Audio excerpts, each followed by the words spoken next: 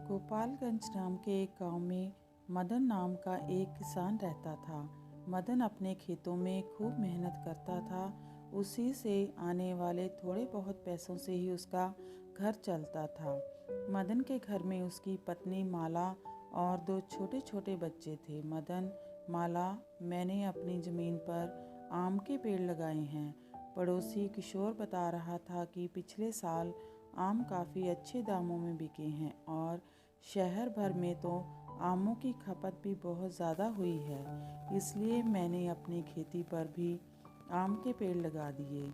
अगर सब कुछ अच्छा रहा तो इस साल हम दोगुना मुनाफा कमाएंगे, अपने घर की मुरम्मत भी करवा देंगे। इसी के साथ साथ बच्चों को भी बेहतर शिक्षा दे पाएंगे। माला, अरे यह तो बहुत अच्छी बात है, भगवान हमारी ज़रूर सुनेंगे। हमारे आम भी अच्छे दामों में बिकेंगे और खूब मुनाफा कमाएंगे। मदन, हाँ हाँ, अब मैं खेत पर जाता हूँ।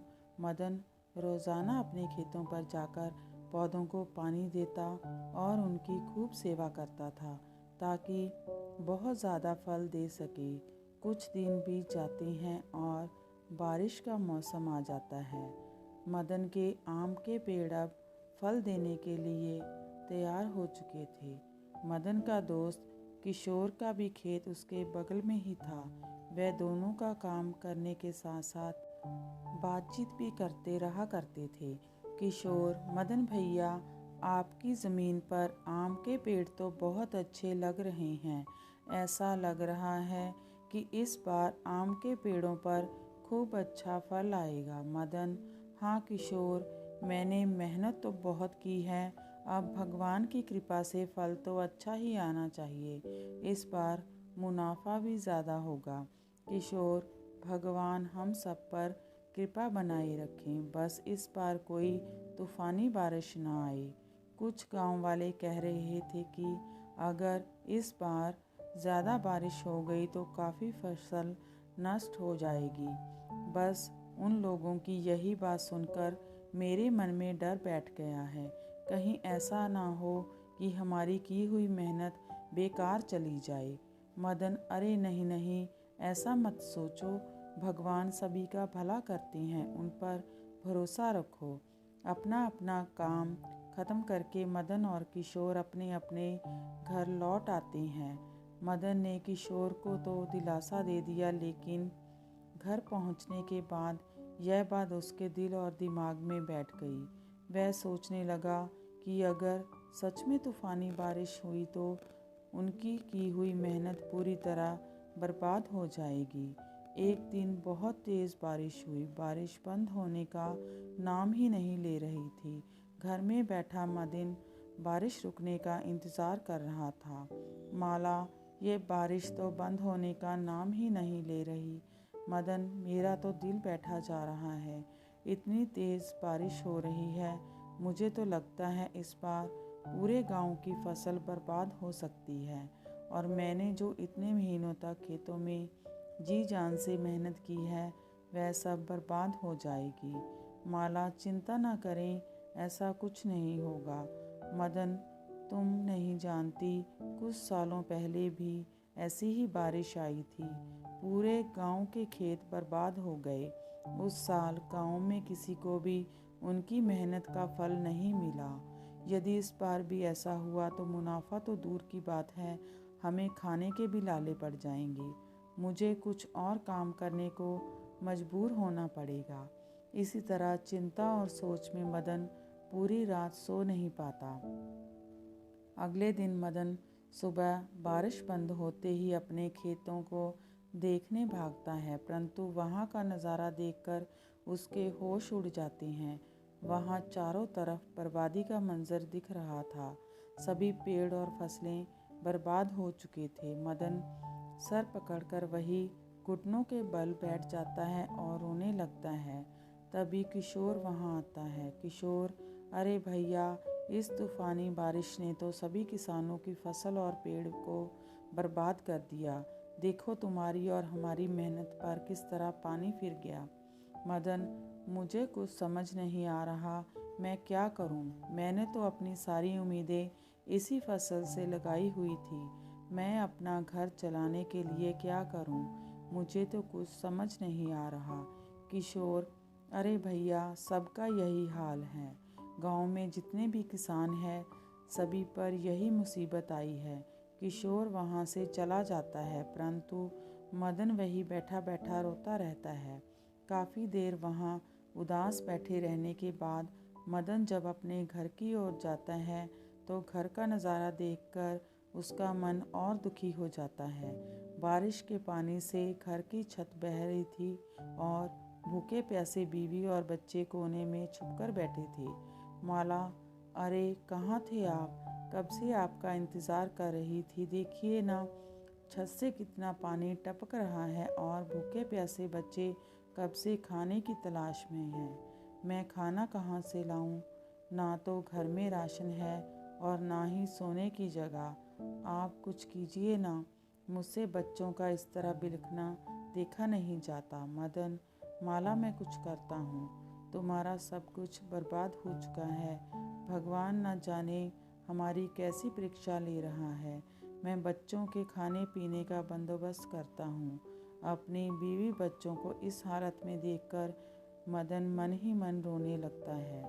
अपने बच्चों के खाने के इंतज़ाम के खातिर मदन घर से भागता हुआ बाज़ार की दुकानों की ओर जाता है, परंतु बारिश होने के कारण उसे कहाँ से कोई भी मदद नहीं मिलती, क्योंकि इस आफत भरी बारिश में सभी का बुरा हाल था। बहुत भारी मन से मदन खाली हाथ निराश होकर अपने घर को लौटने लगता है। तभी अचानक उसे कराने की आवाज़ सुनाई दी। मदन: यह किसी पक्षी की रोने की आवाज़ कहाँ से आ रही है? जब वह इधर उधर नज़र घुमाता है तो उसे एक घायल चिड़िया सामने ज़मीन पर पड़ी हुई दिखाई देती है, जो दर्द से बुरी तरह करा रही थी। मदन: अरे ये चिड़िया को किसने घायल कर दिया है? लगता है ये भी इस बारिश में ही घायल हुई है। मदन उस चिड़िया को देखकर अपने जख्म भूल जाता है और उस चिड़िया के जख्म को साफ करके उसकी मरहम पट्टी करता है और उसे पानी से अच्छी तरह साफ करके उसे पानी पिलाता है। कुछ देर में चिड़िया का दर्द कम हो जाता है और वह मदन से कहती है: तुम कितने अच्छे इंसान हो। तुमने मेरी मदद की है, तुमने मेरी जान बचाई है। तुम खुद कितने दुखी और परेशान हो, फिर भी तुमने एक चिड़िया के दर्द को देखा। तुम बहुत ही अच्छे इंसान हो। पक्षी को इस तरह बोलता हुआ देख मदन बहुत हैरान हो जाता है। मदन: तुम एक पक्षी हो, फिर भी इंसानों की भाषा कैसे बोल रही हो? लगता है तुम एक साधारण चिड़िया नहीं हो। चिड़िया: हाँ, मैं एक जादुई चिड़िया हूँ और मैं तुम्हारी परीक्षा लेने आई थी। मैं देखना चाहती थी कि इतने बड़े दुख में भी क्या तुम मेरी मदद करोगे। तुम इस परीक्षा में पास हुए, इसलिए मैं तुम्हें एक उपहार देती हूँ। तुम मुझसे कोई भी वरदान मांग लो, जो भी इच्छा जाहिर करोगे वो पूरी होगी। मदन कुछ सोचने के बाद चिड़िया से कहता है: आप तो सब जानती हैं, मेरी पूरी मेहनत पर पानी फिर गया है। मेरे पेड़ फल देने को तैयार थे, परंतु ऐसी तूफानी बारिश आने की वजह से मेरी सारी फसल बर्बाद हो गई। आप मेरी कुछ ऐसी मदद करें जिससे मेरी सारी फसल पहले की तरह ठीक हो जाए और मैं इस मुसीबत से निकल पाऊँ। चिड़िया: मैं तुम्हें कुछ बीज दे रही हूँ, जिन्हें तुम कल सुबह अपने खेतों में डाल देना। फिर देखना तुम्हारे पेड़ों पर सोने की आम लगेंगे। तुम्हारे जो भी पेड़ बर्बाद हो गए हैं वह सभी उनके जादू से ठीक हो जाएंगे और उन पर सोने के आम लगेंगे। इसके बाद तुम्हें कभी भी चिंता और गरीबी का सामना नहीं करना पड़ेगा। चिड़िया वह जादुई बीज देखकर वहाँ से उड़ जाती है। मदन वहीं बैठा सोच रहा होता है। मदन: भाई, क्या इस चिड़िया ने सच में जादुई बीज दिए होंगे? क्या सचमुच मेरे भागों में सोने के आम लगेंगे? ऐसा हो गया तो मेरी सभी मुसीबतें ख़त्म हो जाएंगी और मैं सुख का जीवन बिता पाऊंगा।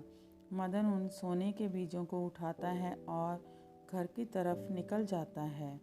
घर पहुंचने के बाद माला, आप कहाँ गए थे? मैं कितनी परेशान हो गई थी। आप कुछ कहकर भी नहीं गए थे। मदन, माला, मैं अपने खेतों पर गया था। वहाँ सारी फसलें पूरी तरह बर्बाद हो चुकी हैं।